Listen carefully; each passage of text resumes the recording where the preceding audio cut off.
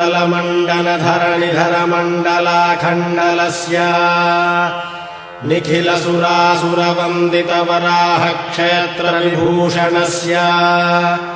शेषाचल गरुडाचल वृषभाचल नारायणाचलाञ्जनाचलादिशिखरिमालाकुलस्य नादमुखबोधनिधि वीधिगुणसाभरण सत्त्वनिधि तत्त्वनिधि भक्तिगुणपूर्ण श्रीशैलपूर्ण गुणवशं वद परमपुरुषकृपापूर विभ्रमद तुङ्गशृङ्गगणद्गगनगङ्गासमालिङ्गितस्य